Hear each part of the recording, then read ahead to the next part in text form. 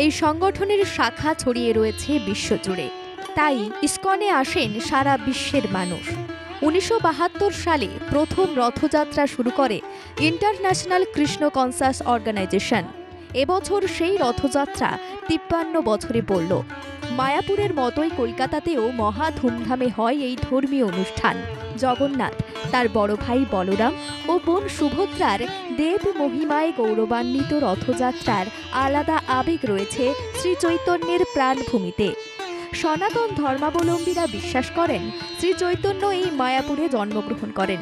ঐতিহ্যের রথের চাকাকে এখন রং করে উৎসবকে রঙিন করার প্রক্রিয়া শুরু হয়েছে। সাধারণত রথ হলো কাঠের তৈরি যান, কিন্তু ভক্তদের কাছে এই রথের আলাদা মাহাত্ম্য রয়েছে।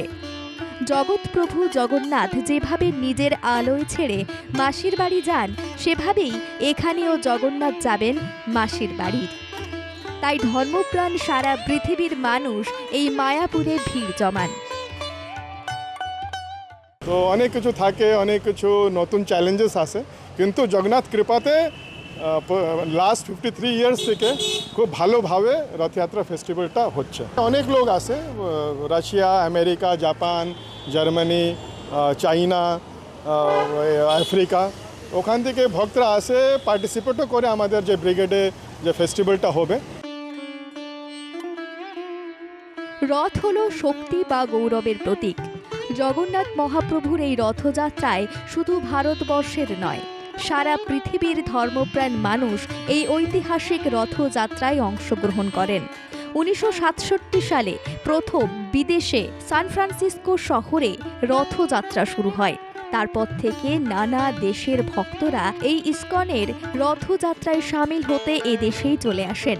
কলকাতার এই রথযাত্রায় বিশিষ্ট ব্যক্তিরাও অংশ নেন। বাংলার কৃষ্টি ও ঐতিহ্যের সঙ্গে সামঞ্জস্য রেখে ধর্মীয় সম্প্রীতি রক্ষার ওপর জোর দিচ্ছেন ইসকন কর্তৃপক্ষ। ধর্ম তো একটা এরকম জায়গা আছে যেখানে সবাইকে ইউনাইটেড হয়ে ভগবানের ভক্তি করতে হবে। We have to respect each other ধর্ম। কলকাতায় রথযাত্রায় ভোগ দেওয়া হয়।